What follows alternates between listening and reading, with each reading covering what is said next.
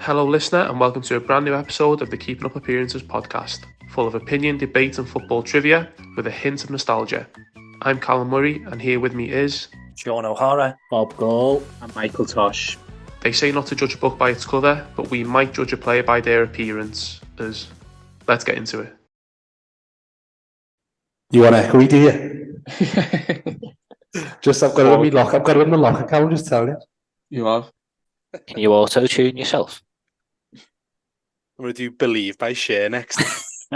I was thinking more T-Pain. I'm not going to ask you how your day was yesterday. Callum will save that for the start of M5. Cool. Can indeed. Bet your mine was better. Mine wasn't. I didn't go. Didn't you? Why? Not been well. Ah. Yeah, Is that why you sound echoey, or? That's not even the mic, that. Yeah, no, I've not been well. Not been well. Cold or something? Yeah, just like from Saturday lunchtime, just felt dead weak and all that. Weak as a kitten. Oof. Dear. Yeah, you missed out. Yeah, well, I did watch it, but I watched something. But my theory was it couldn't have been as good as Newcastle when I was like making my decision, and I still don't think it would have been. It was great, though. You could tell it was great. It was great. I think it's the surprise of 2 consecutive victories like that as well. I think my new theory is I think is a last minute going 2-0 up better than an actual last minute winner. Like we're scoring that second is so great. Yeah, the relief of it. Yeah, like I was made up for him as well. Yeah, but even like on Thursday, like Decore's was the best goal moment for me when they scored the second one there. And obviously Beto's was sort of ruined a bit because I thought it looked way offside, so I didn't even want to celebrate it. I was already salivating for me super box, so I wasn't. I knew it. I knew it had passed VAR. Yeah, I like the way you had a super box for every time you nearly miscontrolled the ball on that 30-yard sprint ball. No, we did no chance. That was a great goal. He's got it. It was an Umar Nias goal, wasn't it? No, but it was better Ran than with that. I think he'd be in. It was a good finish. He took it well. His little arm off the defender was good. To be fair, so. It was good. It was a good win for West Ham, though. My prediction for Silva being the first manager sacked is not looking good. Someone's already been sacked. As who? Heckingbottom. Oh God, yeah. I said Stevie Cooper though, and that's not a million miles away. No. Bob, you had Villa top 4, remember? I know, yeah. And we all laughed at you. I also don't forget can you put the Farage gif on? I had Arsenal and Liverpool to finish above City as well, so we need to do a mid-season review like they do on Monday Night Football. Did you have Villa as your surprise team, Tosh? No, Tottenham. No, I thought someone had them as surprise. Maybe I was thinking of Bob's top 4. Bob had them top 4, yeah. Unbelievable shout. You've got you did specify Tottenham surprise team for the first 4 weeks of the season, didn't you? It's still surprising me, Bob. Right, let's go. Ready? It's Carney, what's he going to do? Ready! Jackson Ready! Oh, yeah! So welcome to this week's episode of Keeping Up Appearances. We have the usual squad with us today. We have the return of our new quiz, Any Given Saturday, and the usual Maroon 5 and Keeping Up Appearances to end. Given the great success of the quiz last week, I think we'll kick off this week's episode with it again. So Sean is looking very much ready to give us a couple of games to guess the score. So I'll hand over to him. Let me see what he's got for us today. Okay, so this week I've gone for the 2007-8 season. I've gone for an October game, Saturday the 20th of October, 2007. Why 2 games. Pick that? Purely random. Oh, right. It's around, but that must be, I reckon it's around the time of the Clattenburg derby. That's my prediction. Conveniently, Bob, Tosh, that is the exact day. What a shout that is. Unfortunately, though, it's not on the quiz. Sammy Hippier own goal. Dirk Kuyt 2. Correct. And 14 of the worst refereeing decisions you'll ever see. Get you no points in this game, boys. So I've got a low-scoring game and then a high-scoring game So the second one should be a bit more fun. First one is Wigan 0, Portsmouth 2. Portsmouth 2007. Did they win the FA Cup the next year? They must have done, mustn't they? So it's that team. Did someone with a sweet left foot score? Sean. According to the transfer market, no. Right, okay. You thinking of Sully Montari or? No, I was actually Matty thinking Taylor. of Matty Taylor, but was he possibly not there then? Yeah, I'm not too sure. I don't Sully, reckon. Sully Montari got an assist, Tosh. Oh, what a player! He assisted the first goal. Is one of them a favourite of Harry Redknapp? Oh, good question. As in signed them multiple times. No, but one of them is infamously linked to Harry Redknapp.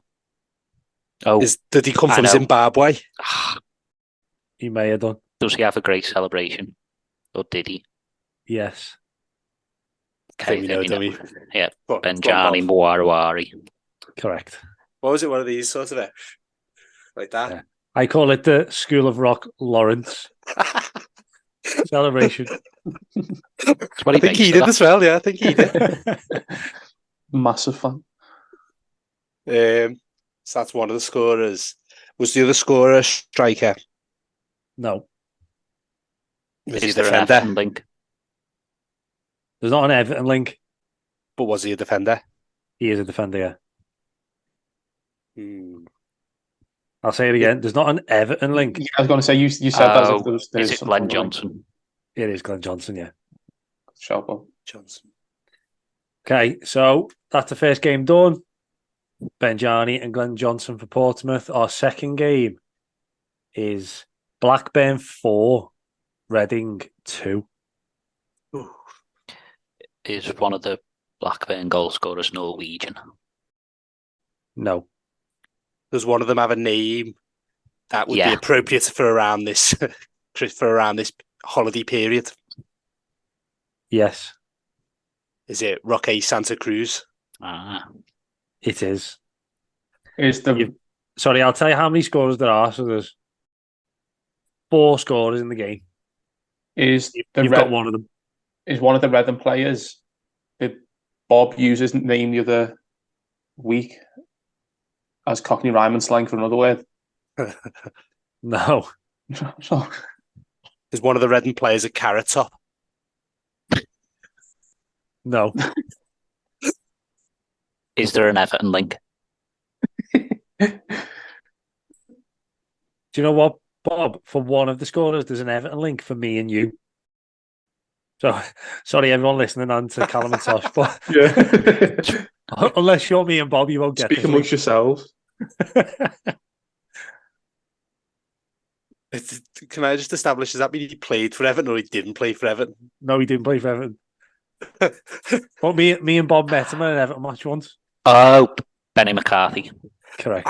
I was actually going to say Benny McCarthy. Why didn't you say Someone it then? start. I was going to say, did he win the European Cup with Porto? That was going to be my next question. Yeah, of My- course it was. That's- no, my Can we first start question talking about was going Cockney to be, Ryman slang?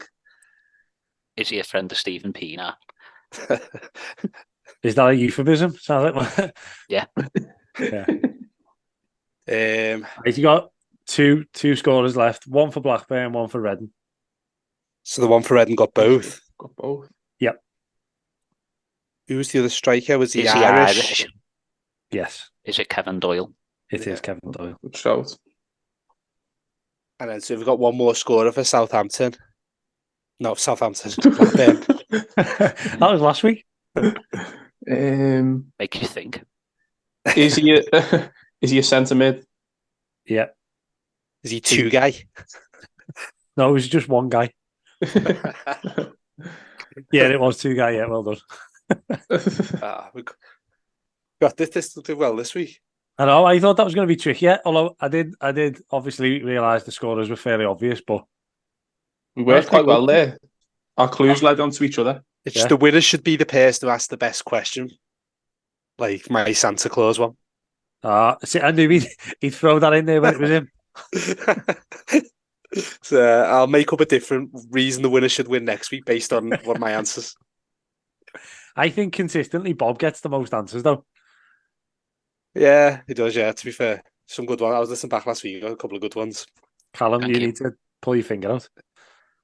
He's just on transfer market now, researching. I was. What's next then?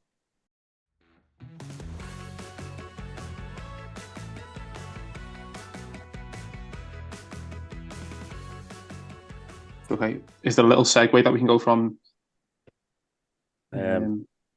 Speaking of one game, let's talk about another game. Speaking of one game with goals, is there no any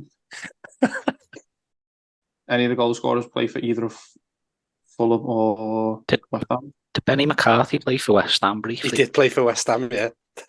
That's worse than my segue though. Speaking of Benny McCarthy. Yeah, we can't do that.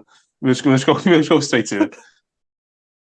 So we will go from there into our review of the game of the weekend, from the weekend just past.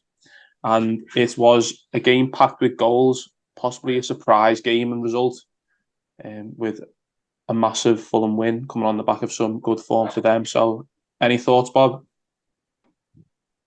I've only seen it a match of the day, and it obviously was quite entertaining with it being a 5-0 victory. The Harry Wilson goals and absolute belt would be a contender for goal of the season. Actually, no, be a contender for goal of the week because there was a very similar goal in the Sheffield United game. So I'm sure it was very entertaining for Fulham fans, and it was for the neutrals as well, and for people like me who really don't like West Ham. I said Marco Silva to be first manager sacked, and obviously they've got that very wrong. I can't really complain, but 2 5-0 victories in a week, can you? Bite your hand off for that. They're very easy on the eye, and it looks like our main man, Alex Iwobi, is coming into some good form at the moment, so long may that continue. Yeah, good shout. I think they're obviously in good form. And that do you reckon anyone's ever done that? 2 5-0 in 2 weeks? That happened before? Anyone know?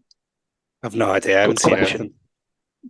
Yeah, no, not too sure. I think last week we were sort of, when we were talking about it, we were saying like it could have gone either way.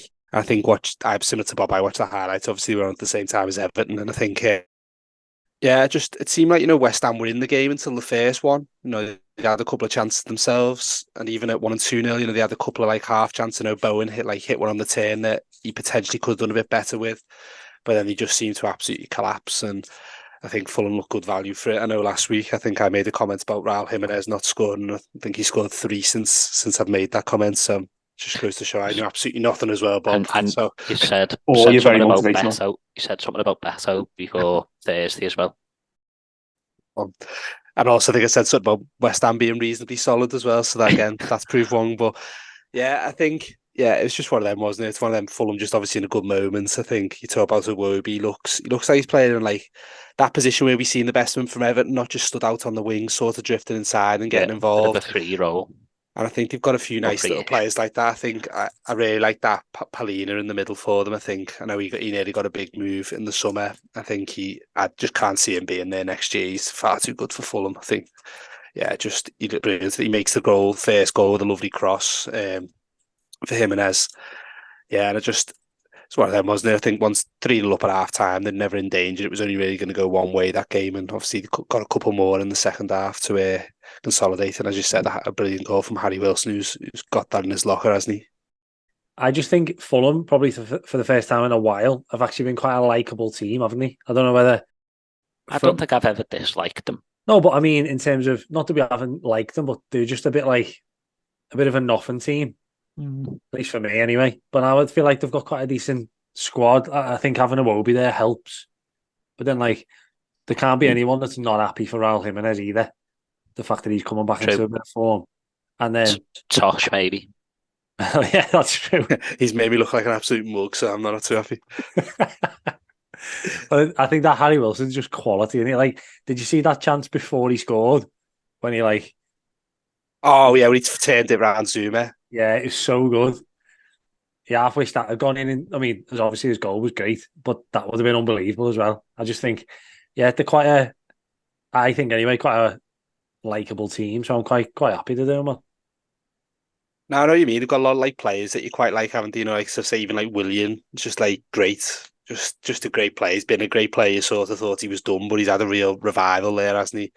Yeah, and I agree. I quite like Fulham of last week's review. I said preview, which was last week, sorry, where I said the thought after when we played them first game of the season, we should have scored about 12. They might have been in trouble and might have had a struggle, but I think we also said that they're going to be nowhere near it. But I think West Ham, it's considering such a great result they had on Thursday away at Tottenham, a real shocker that. And you always feel Moyes is never far away from a bit of a panic there or a bit of being in trouble, and you worry for him perhaps if the next couple of weeks results.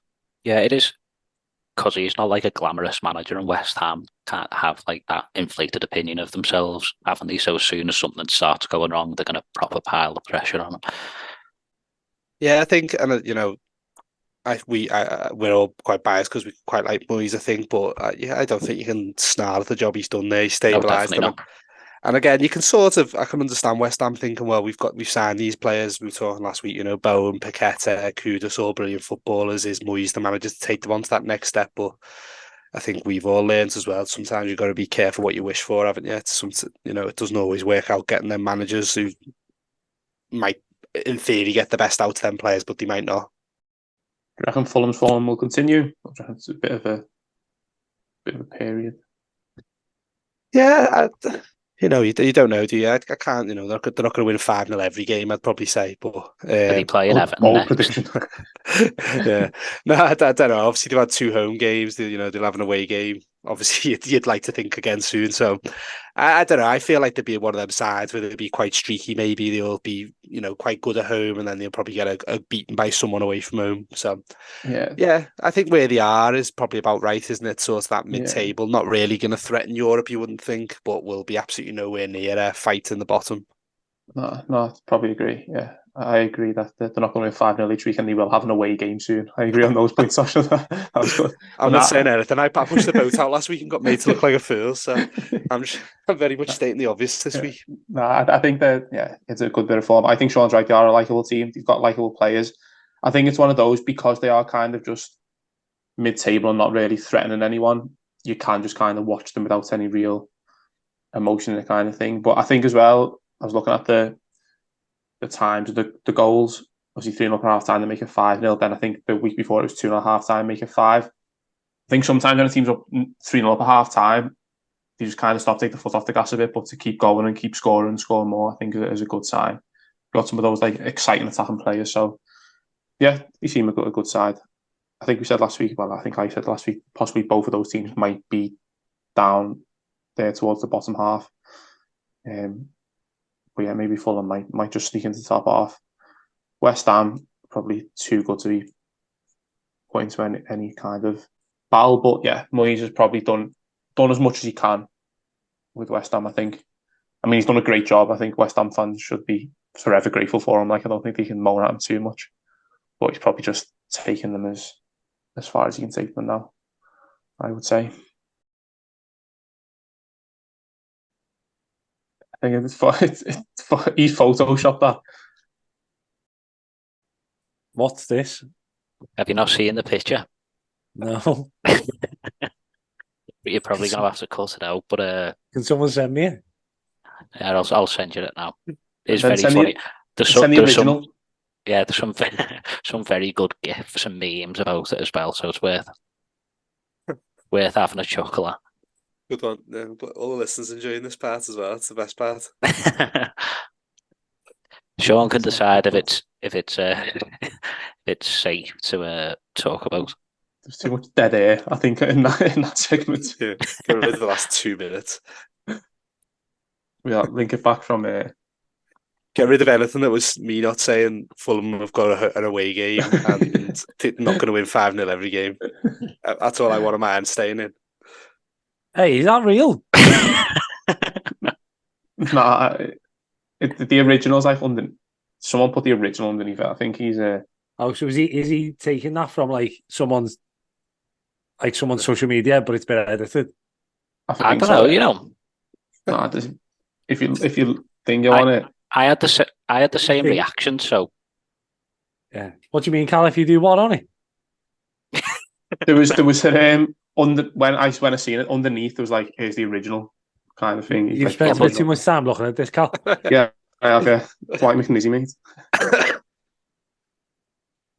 Yeah, but to be fair, it could have been like multiple pictures of the same like thing. Could have been. Yeah. And by thing, I mean Dwight McNeil penis. I'm not sure why you managed to bring it up when we were doing full this West Ham. Like, it's That's obviously why on your mind. But I was a bit taken aback when he No. popped up in the the chat. thing, I could see him typing and smiling. I think, So what's he doing? I was sent a meme of it, so it just made me laugh. I hope he was typing anyway. Yeah. My hands are up here. So I'll link that. From what I was saying at the end, I'll link that back to M5 somehow. To be fair, Cal, your segues haven't been great today. No, what I can say, I'm. Scaldy's been a bit stiff. Well done, Bob.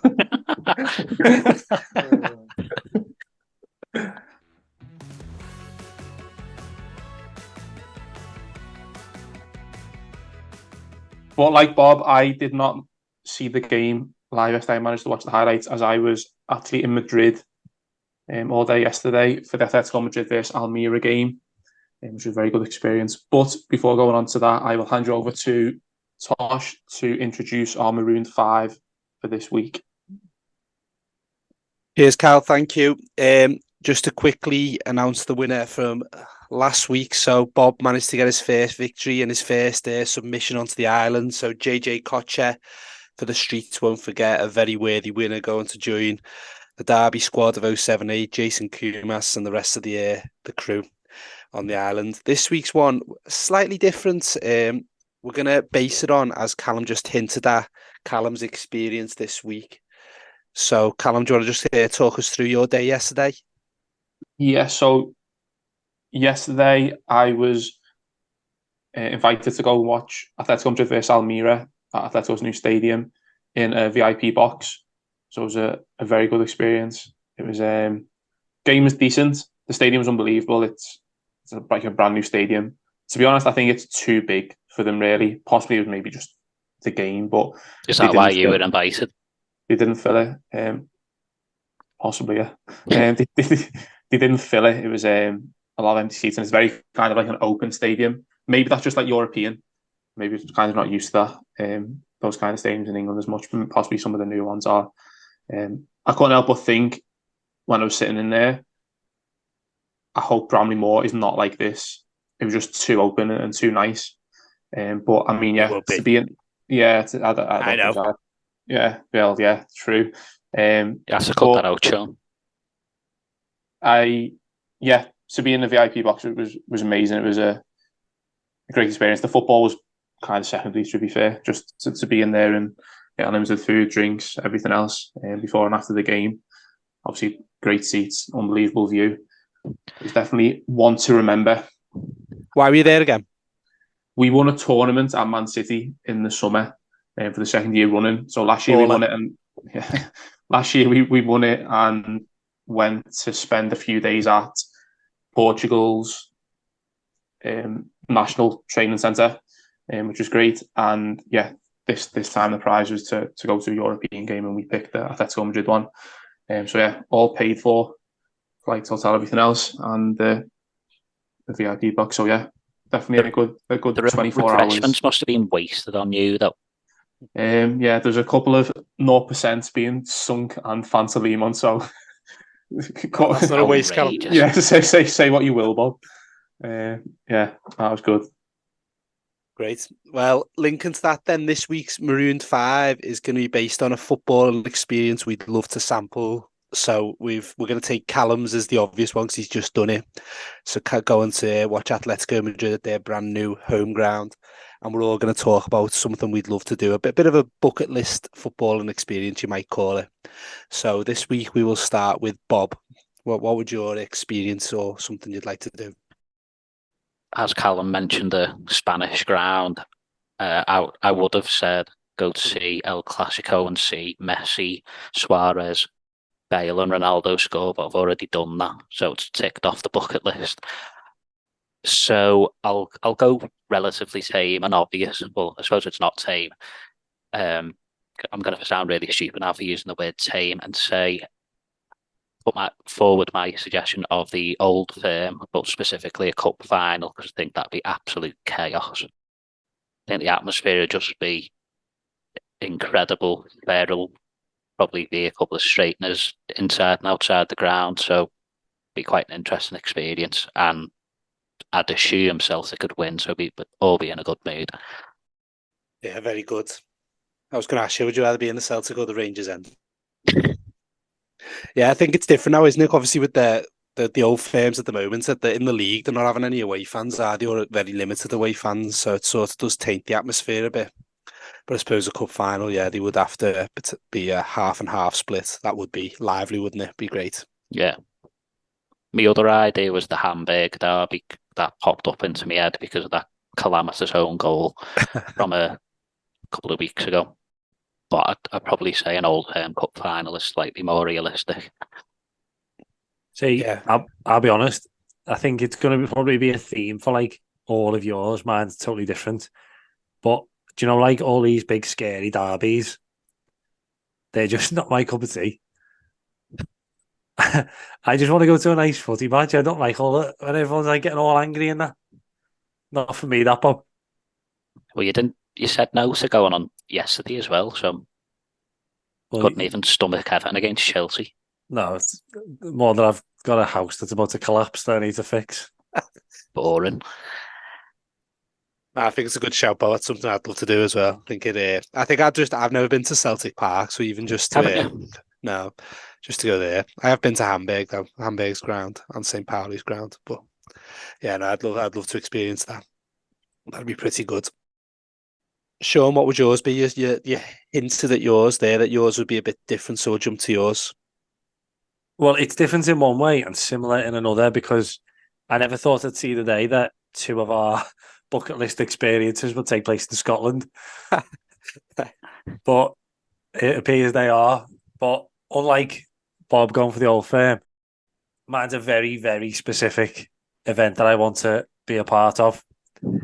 So you probably all remember, and anyone listening at home probably remembers the famous 2016 Scottish Cup final, Oh yes, in which Hibs managed to clinch their first Scottish Cup in, I think it was about 105 years or something. Alan Stubbs was the manager. So again, he's featured twice now in a couple of weeks. And at the end of that game was the most iconic football song ever. It honestly, even now when I watch it, it just like gets goosebumps when the Hibs fans are singing Sunshine on Leith. And obviously, as you three know, I'm a big Proclaimers fan. This weekend last year, in fact, I was in Edinburgh watching the Proclaimers, one of the best nights ever. And that's what I just want to be a part of. I want to be on a big night with Hibs singing Sunshine on Leith. That would just be perfect for me. I've been to Hibs a couple of times. In fact, me and Phil went to Hibs the following year after, so 2017, the semi-final at Hampden Park. And obviously I'm bigging it up. We're driving up there, bigging it up in our heads going, if they win this, we'll definitely get Sunshine on Leith. And then they got beat by Aberdeen. Yeah, you were jumping on the bandwagon. If you say so, yeah. But we're fans purely for our love of Proclaimers, to be fair.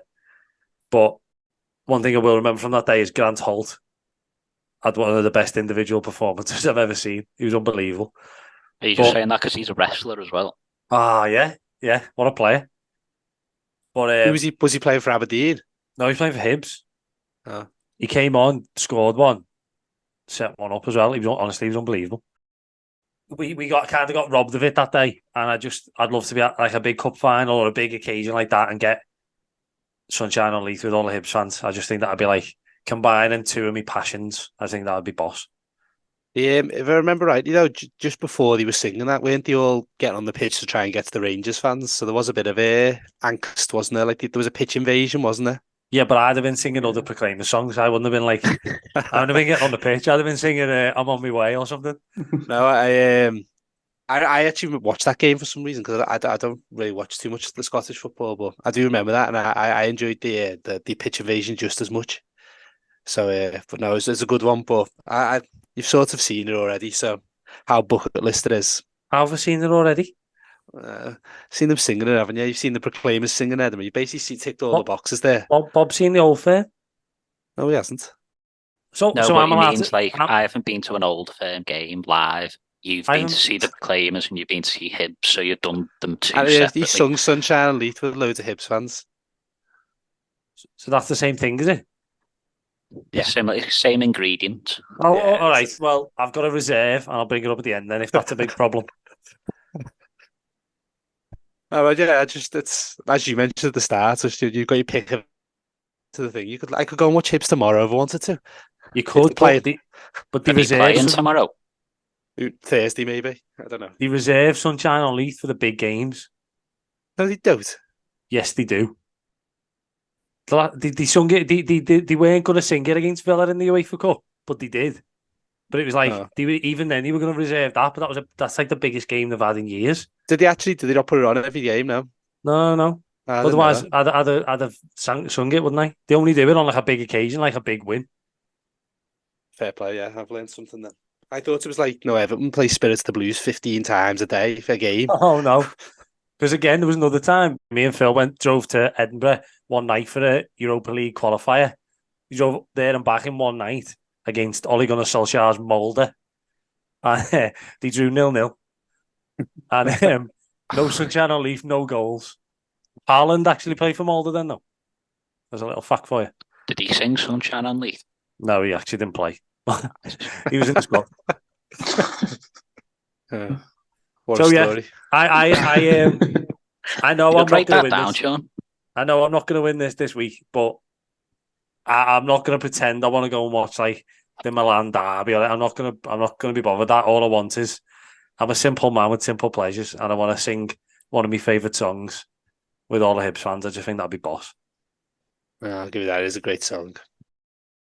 Right then, Callum, what's yours? You've already had a brilliant footballing experience this week. If you had the ultimate footballing experience, what would it be?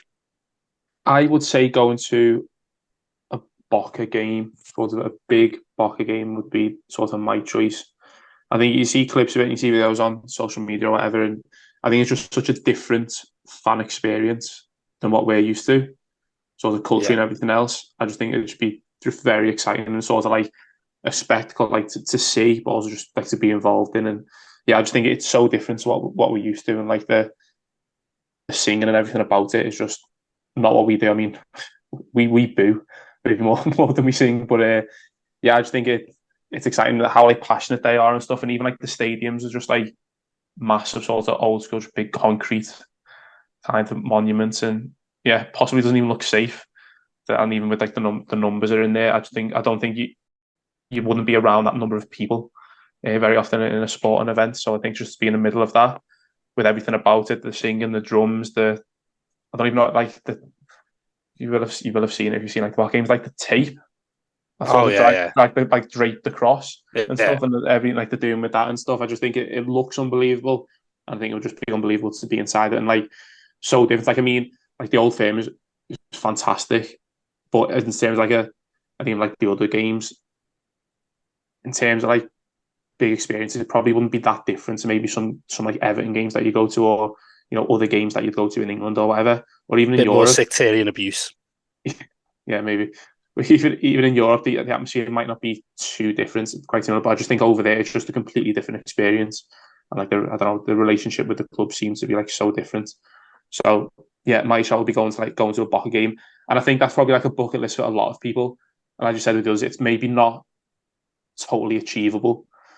It's maybe something that you'd only get to do once, possibly, in your life. So yeah, that would definitely be one. If you had like an ideal one to go and do, my shot would be also like a big Boca game.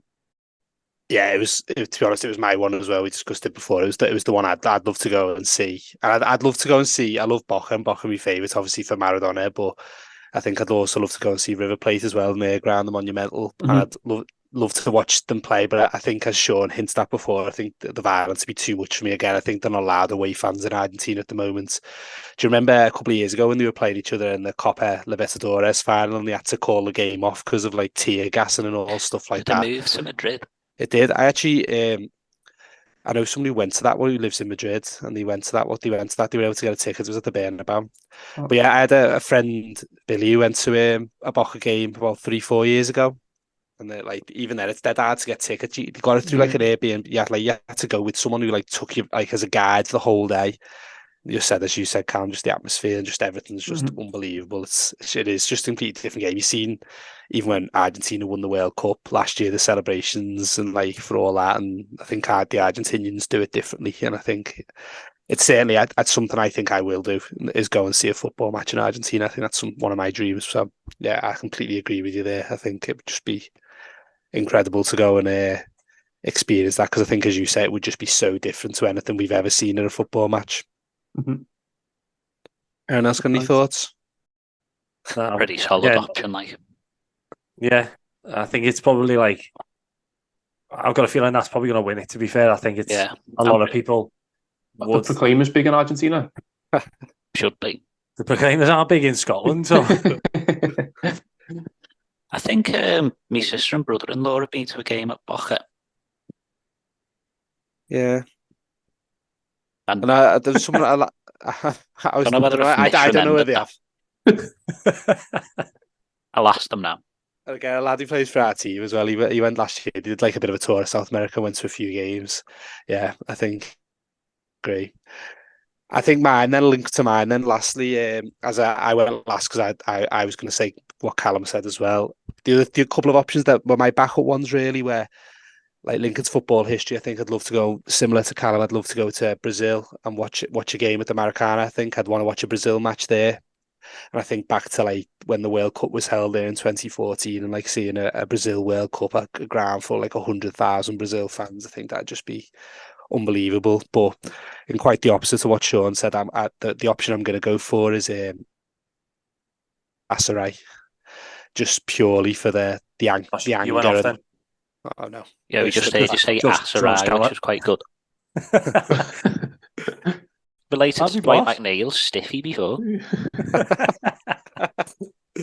Yeah, so the match I'm picking is to go and watch the Intercontinental Derby that's known between Galatasaray and Fenerbahce.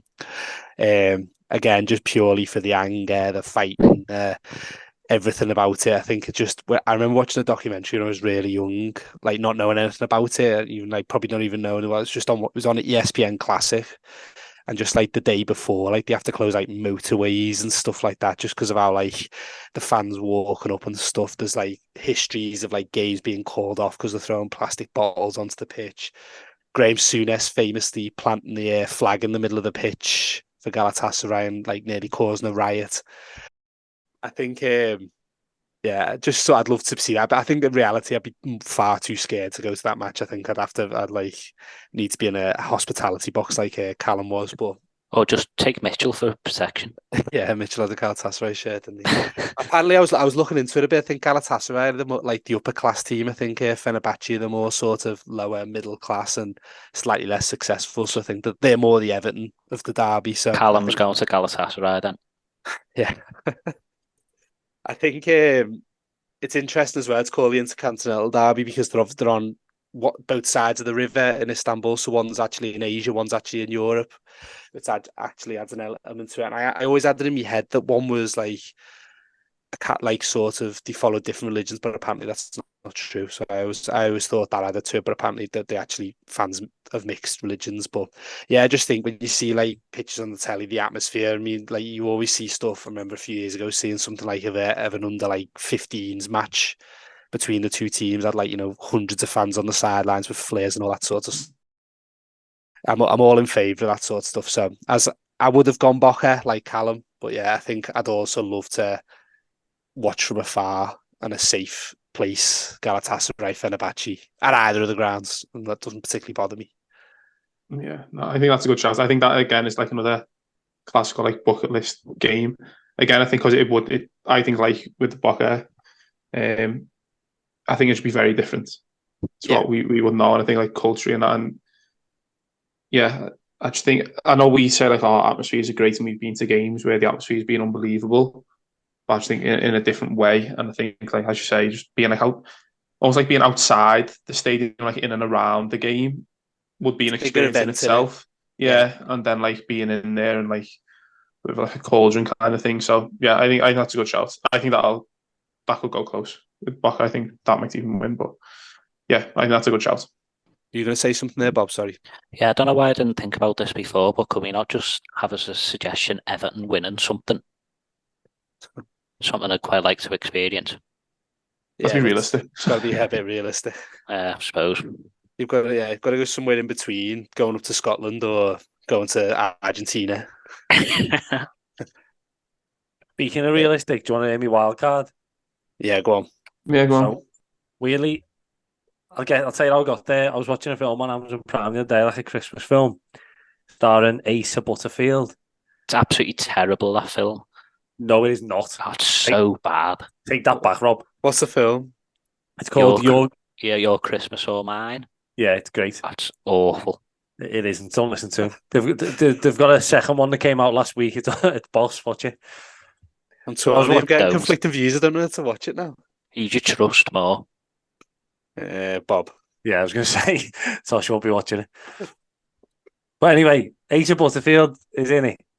And as soon as I saw him, I got taken back to Soccer Aid this year when he was playing for England and he scored arguably the worst goal ever seen in Soccer Aid history. But his celebration is just like, he's not like a film actor at that point. He's like a fan. He's just like how I imagine I'd celebrate. So I was going to throw out there, very outside the box, but the football experience I want is to play at Soccer Aid, and I will not stop until it happens. So if anyone's out there, obviously you three are going to have to say no before I get an invite. But now we could do it like you and Callum play for England, me and Bob for the rest of the world, represent Ireland. Do you know what? That'd be the dream. I'd love to kneecap you, Sean. Put you out, me, Rob. So yeah, Callum, you're into like your manifesting stuff, aren't you? Yeah. As a collective, talking to his water. Can we manifest Soccer Aid, please? Yeah, we're already on it. That's my dream. Soccer Aid and Strictly Come Dancing. That's all I want. It's happened, Sean. It's happened. No, it hasn't. It has. Oh, sorry. All right. So there's no way I'm getting to a Hibs game. That's just too outlandish. What if they come to you and say, Sean, we've only got one spot for Soccer Aid, it's someone from the Keeping Up Appearances, would you like tell us and like let us decide between us, or is it just in case we'll all be watching and you'll just be rocking up there? Yeah, I'll just be sat next to the Chunks on the bench. All right, lads. You and Bradley Walsh. Yeah. Oh, yeah. No, it'd be a tough one though if we had to choose between us. If they said there's two spots. What kind of people play in that? Like Asa Butterfield, apparently, whoever that is. Like Chunks and Sean. Yeah. all the big stars. Mark Wright. Patrick Keelty must be playing his 70th match at the second half in goal. No, he doesn't play anymore. Is Thico still about, or? Nah. Leon Edwards plays instead. In goal. Imagine you played, Sean, you got there and you went into the thing and the Proclaimers were on your team. No, well, they'd be in the rest of the world, but I don't know what I'd do. I'd just mark them, and I wouldn't know which one I was marking. I was going to say, yeah. That's the beauty of it. I think I'll pass. If there's only two places, someone else can. Oh, we'll fight for it then, boys. Yeah, we'll contract that. It doesn't matter. That's coming, and the Sidemen game's coming as well, Sean. So, all right, yeah. Well, you know what? You can play the Sidemen. When both offers come in, we'll weigh them up, see which we want more. Yeah. I'll start my own charity game, and it doesn't involve absolute losers. Yeah, I mean the best. We played one in the summer. We played the summer one was full of losers. Yeah, Carl's laughing here because he didn't play. He feigned an ACL. Neither any of you. Come on, let's think positively, lads. Indeed. Right. Okay, then. So we'll wrap Maroon 5 up there. So let's recap football and experience. So you sort of had two obvious ones, Callum's experience, but also Sean's wild card, Soccer Aid, and then our individual picks. Bob's was to go to an Old Firm Cup final at Hampden. Sean's was to go and watch Hibs in a cup final and win in the cup final so we can hear Sunshine on Leith. Callum's was to go to a Boca match. and mine was to go to a Fenerbahce Galatasaray derby. So, as usual, get yourself to X, to our Twitter page or the X page, and vote in the poll for the winner to which football experiences you'd like to do. So, moving on then to next week's game. Sean, are you ready? I am. Sorry, Tosh. Sort of petered out towards the end there, didn't it? Yeah, I sort of started to sense, didn't really know where I was going. Yeah. So our games are in the wheel. We've got 3 today. We've got a big game. And then I'd say 2 small games. One that would be absolutely disastrous if it came up, I'll be honest. So our first game is Man United Liverpool. Secondly, we've got Brentford Villa. And then lastly is Bournemouth Luton. Yeah, that's the one we don't want. So let's spin the wheel. And our game is United Liverpool. Has that been fixed? I can assure you it hasn't been fixed. Okay. Go on then. Any thoughts? I think United are in trouble, it seems. Ten Hag's probably in trouble. Not in good form. Obviously, a team not in good form managed to beat us. But yeah, they've had a couple of, obviously, to beat us, scrape past Chelsea, absolutely battered at the weekend. To play Liverpool this weekend is probably the game that they didn't want. But on the other hand, it's possibly a game that if they can't get up for that game, then it's kind of over. They're not going to get up for any game. So I suppose it's like a final test to see where they really are. So Are they saying that Bruno intentionally got suspended so he didn't have to play in it? I think Richard Keys was flouting that rumour. Yeah. Conspiracy. It does And make there's a man who would do, yeah. There's a man who wouldn't lie. He wouldn't sensationalise it. Again, I think United as well have got a massive Wednesday coming up. It's a Tuesday or Wednesday, sorry, where they obviously could be going out to the Champions League. They could not even make the Europa League. Like from a group, Bayern Munich, Galatasaray and Copenhagen, you thought that should have been a nice, easy qualification. They've managed to mess that up. So it could be, you're looking that it could be the end of Ten Hag, really, if things were to go disastrously wrong. If they were to, I think Bayern Munich are already through. That's the only saving grace, isn't it? That Bayern Munich could come with a weakened side, but Bayern Munich also got a bit of a spanking on the weekend. So I think they might not be keen to get beat again. And, I think Jose lost his job after a loss at Anfield, didn't he, at United? So I think there'll be a few people suggesting that could be the case because with the form United in, it is hard to sort of see them going there and getting anything really. With the form they're in, the injuries they've got, etc., and the people, they just don't look like. I know that the form, as you mentioned, Callum, is not actually too bad in terms of results, but I think anyone who's watched them just see they lack any sort They're of. not convincing, are they? Even against Everton, really, they didn't really do much for 3-0. I know they've won 3-0, but even again, I watched a fair amount of the game against Chelsea, and they were quite good in terms. They were quite intense, and they were giving it a real good go. But even they went 1-0 up. They missed a penalty. Chelsea had like 3 or 4 positions where if it wasn't for Sterling, Jackson, and Mudryk being like incapable of delivering anything in the final third, they could have easily been getting beat at half time there. And I know what you're saying, Callum, about it's a sort of a game, isn't it? It's like, a bit of a derby, really, and a sort of, it's, they should be able to fight and that, but the one saving grace might be that Liverpool aren't playing brilliantly. Liverpool are in a similar sort of a way that Liverpool are getting results without really looking particularly good, but that's also probably quite worrying for them, for Man United. Yeah. That they're due a comprehensive victory. But Liverpool have always got the benefit of, if they're in trouble, they're going to get a snide decision in favour like they did the weekend. But they're also playing a team who also usually have that same thing against them. So it just depends who the ref is. Again, I don't know, did anyone watch Liverpool on the weekend? Only the highlights.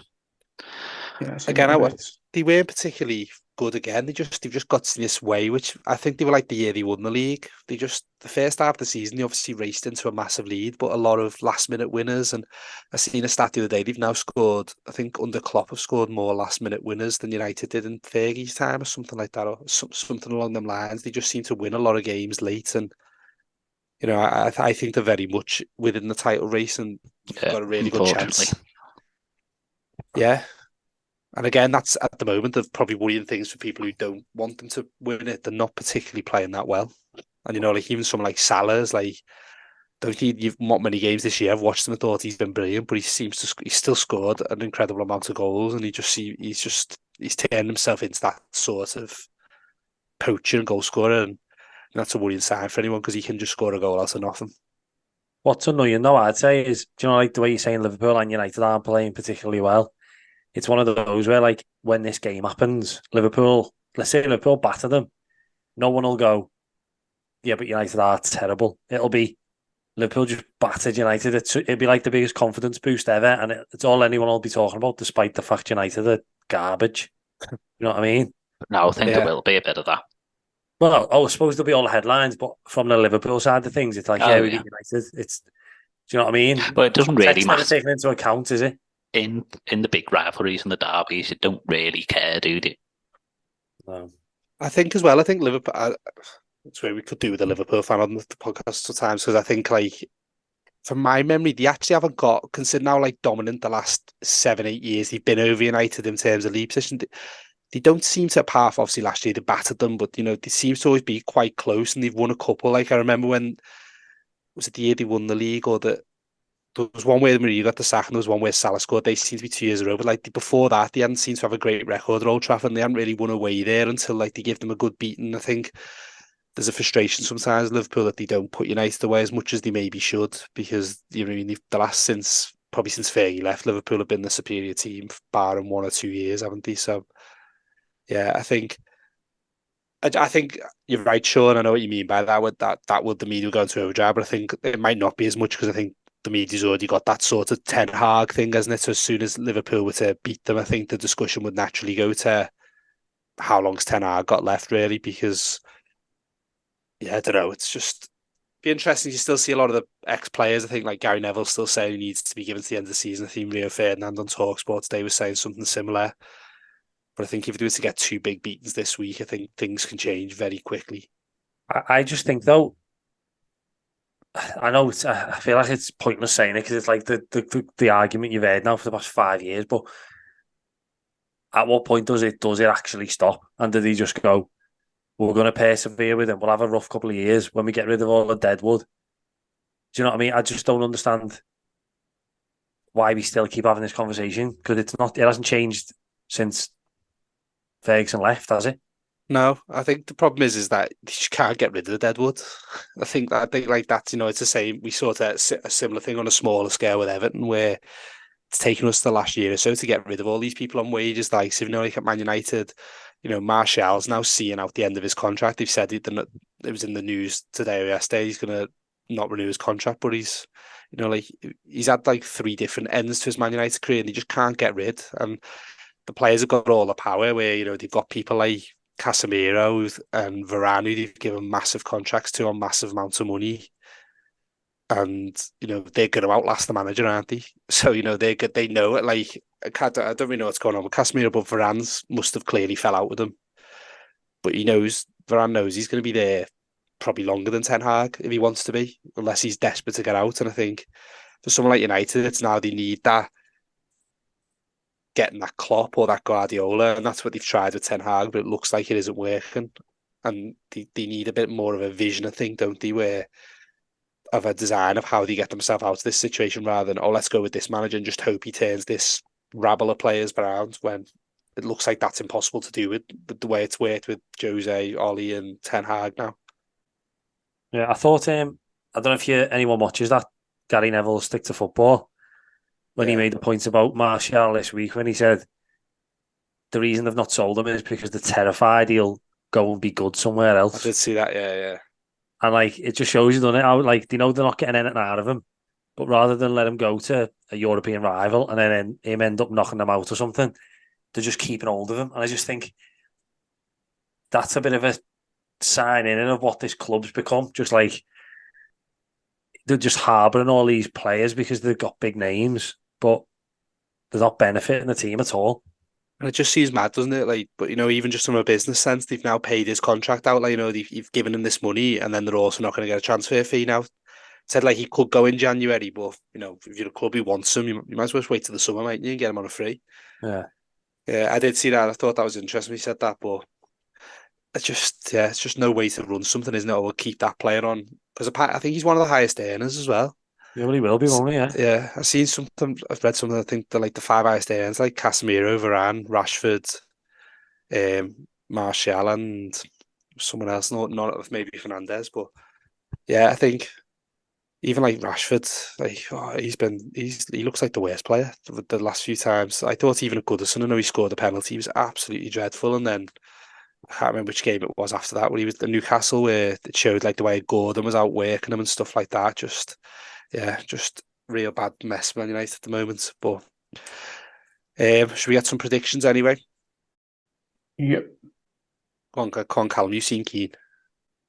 I will go for, just for completely for the sake of not wanting to predict the Liverpool win, I'll go with United somehow doing something and winning 2-1. Obviously don't want this to happen, but can't see anything other than a comprehensive win for the Reds. So I'll go 4-0. I'll go. Yeah, I think Liverpool. You can't really knock the record they've got at the moment. Doing a really good job. So, I'm gonna. I don't think it'll be as.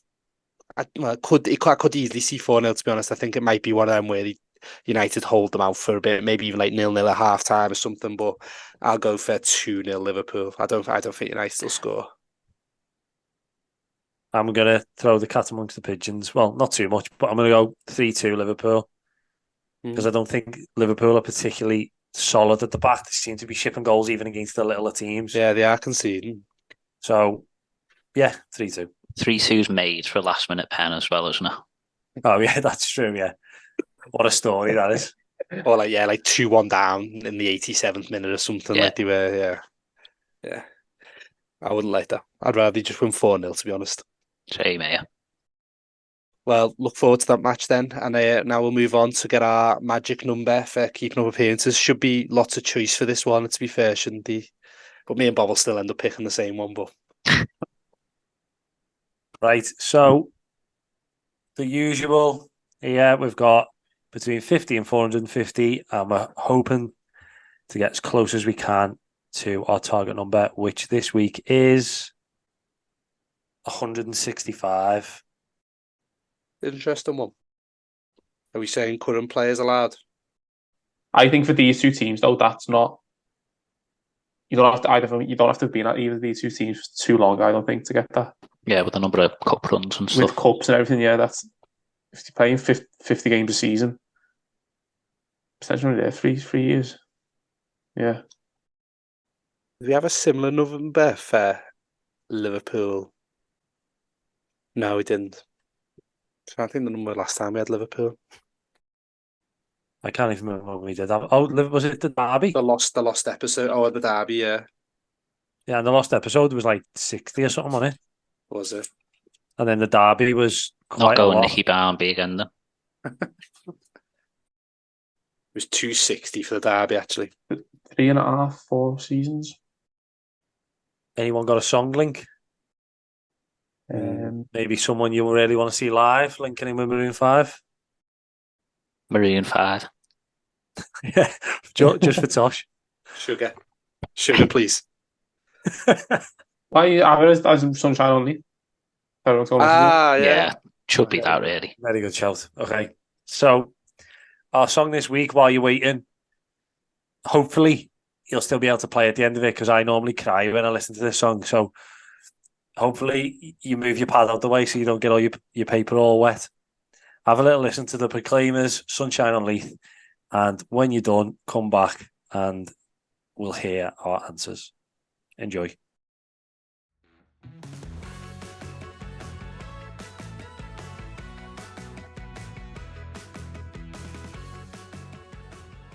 I think there's a fair few Everton links with this one, Bob. There is. I don't know whether any of our cast-offs will have made that few. Can I throw something out there? Yeah. On our first ever episode. Yeah, I know. That's what I was just thinking. Yeah, when Tosh got the magic number spot on, he also mentioned how many that player played for Man United. I don't think we should be allowed in there, No. should we? That's I what don't I'm going to think say. so. I just hope nobody picks it, trying to be sneaky. Can I just? I don't remember who it is, so do you want to say who it was? It was Fellaini. Right, okay. Out of interest, Ro, how many seasons did he have at United? Just It to wasn't- see, it was just the- see what, just see what gets you around 160. 170-ish, wasn't it? That one. Right, I need to start actually thinking of players No, here. he was spot on. We had 177, and he was 177 for both teams. Can I just mention as well, my second guest last week, James Tonkins, was spot on last week. You should have said it then. What's this one? 167. 165. I think I've got one of each. Yeah, For the current. no. I think I'm going to take a punt on a Liverpool player. I think I've got one. I'm going to United. Yeah, I'm struggling here, so I'm just have to settle for one of mine. I think the one I'm going to go with Liverpool, but I've got a United player as well. Are you ready, Bob? I think so, yeah. You ready, Sean? Yep. Do you want to go first, Sean? Because you always get your answers robbed. Right. Now, this one's a massive punt, and I've got a feeling I've maybe call him undercut it. What? Don't call him that. Yeah, this one's a Nicky Hunt. But I'm going to go for a keeper, a Liverpool keeper. I don't know how long he was there. I know the keepers before him and after him, but I can't quite work out the time scale. Is this an Everton link? No, it's not. And he didn't have a straightener with Franny Jeffers. No, I have written his name down, but I'm going for his successor, Jerzy Dudek. I reckon that sounds like a good choke, though. I feel like he might have been there a season too many, though. But he was in and out, wasn't he? Because even the season he won the Champions League, like Kirkland played a lot that season and things like that. So We did, yeah. I honestly, I don't know whether that'd be short or longer. I honestly don't know. I just thought he was in from about. I thought he was in from about 2003 to about 2006. Yeah, they signed Reina, didn't they? They were probably right. Reina was I think the year after they won. Well, the year after they won the Champions League, and then because he saved the penalties in the cup final, Reina. Yeah, I don't know. I feel like he's going to be more than 100, and I feel like he'd be less than 200. So I think that's you're going to be in the right ballpark. I'd reckon. Yeah, that's what I wanted. But I did that. I also had Sander Westerveld, but same. I wouldn't even have where to start with that one. Nah. Bob, I think me and you have to rotate. I think I went first last week, so I think you. Oh, right, okay. Alan put the idea in my head for the Everton link, and I don't think I've gone for one in a while, so I'm going to pluck one out here, go slightly retro, and say Andrei Kanchelskis. What a player!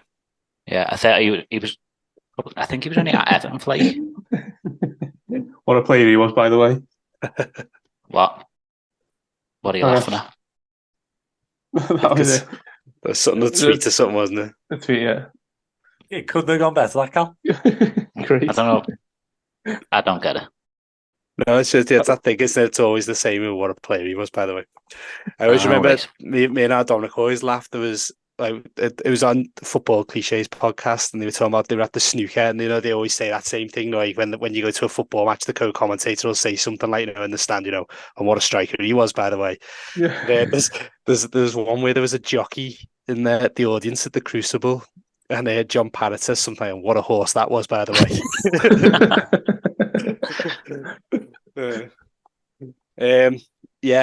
Again, I wouldn't. Just a bit before my time, Kanchelskis obviously in our time. So my instinct would be lower than 161, but again, he probably was there. He was good. He won a couple of league titles, didn't he? He's supposed to be unbelievable on his day, and was supposed to be still unbelievable. Someone made a comment about like the last sort of genuine like where maybe approaching world class player that Everton signed, maybe before James Rodriguez. But go on, Cal, what have you got? I believe you said that on Leighton Baines' birthday. You don't sign world class players from Wigan, Bob. I suppose we made him world class, yeah.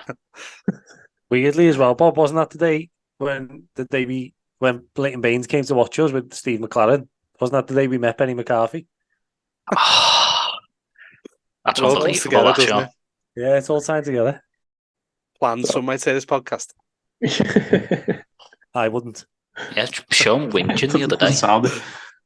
Right. Yeah, so I've gone with someone who I think was mentioned last week in the Streets Won't Forget. Not as an answer, but someone who's mentioned a bit. I think he was anyway, because I ended up watching Streets Won't Forget videos of him. I've gone with Dimitar Berbatov, who I think was at United for a few seasons. So my thinking with this number was that you probably need to be there for 3 or 4-ish seasons. I seem to remember that's kind of all he was there for. I don't think he was a player who played all the time. I don't No. think. But yeah, obviously, it means watching the videos of those sort of Streets Won't Forget compilations. I mean, it's unbelievable. What a horse he was, by the way. So, yeah, I think, again, like maybe some of the others, he's over 100, probably less than 200 in the ballpark. Yeah, good shout. I think, he was, because they had quite a lot of options, didn't they, when they signed him? They still had, Tevez, Ronaldo and that. And I think he was famously one of the Champions League finals, I think. And Michael Owen was put in the squad. I think that was 2011. I think he wasn't too happy with the way he was always treated. Even the year he finished top scorer in the Prem, I think he was left out in a lot of the big games. But yeah, could be good. My one, I had a few players, but none that I was particularly happy with.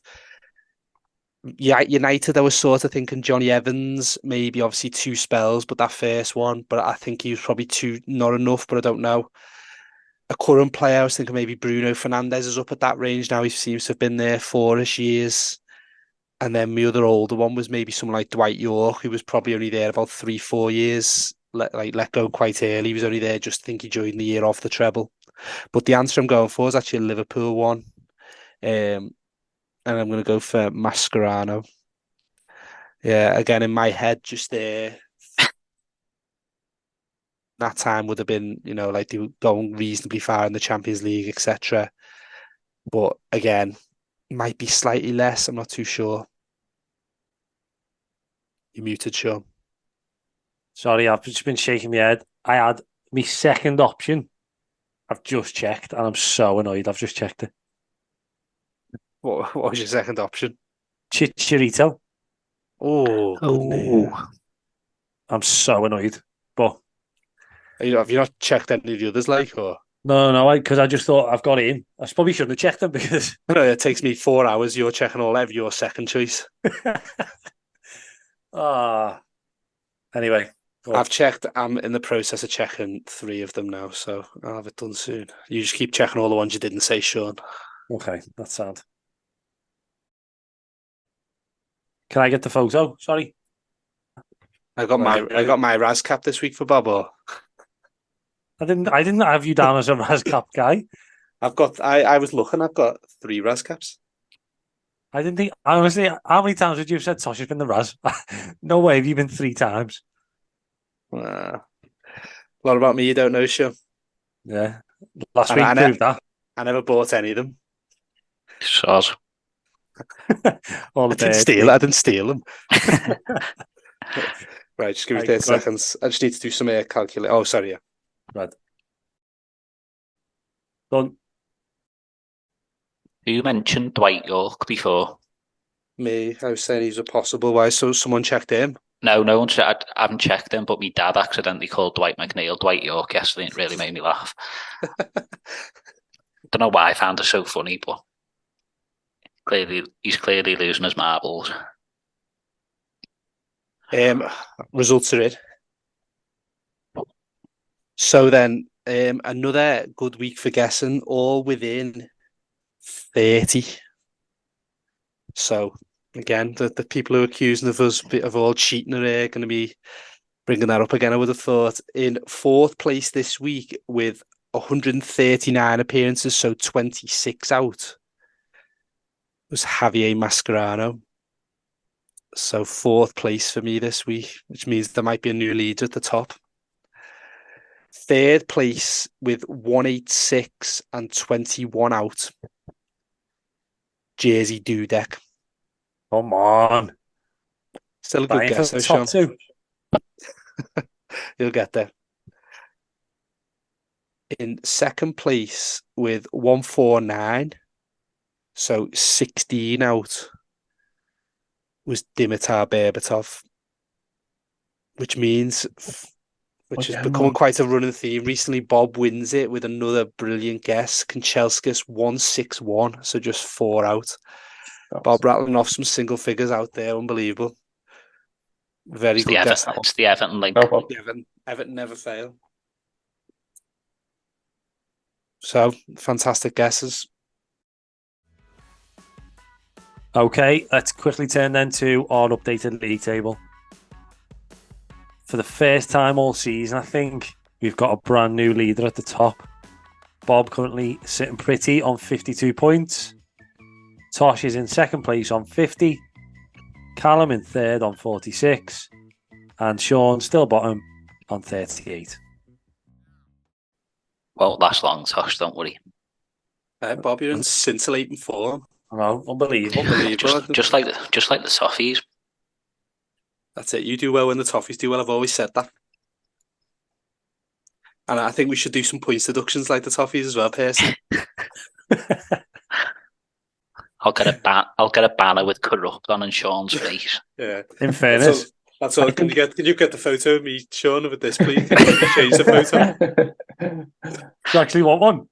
Now that I'm second on the leaderboard, yeah.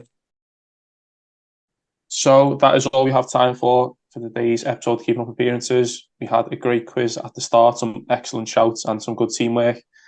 Maroon 5 was a good one this week. Lots of bucket lists, hopefully to be ticked.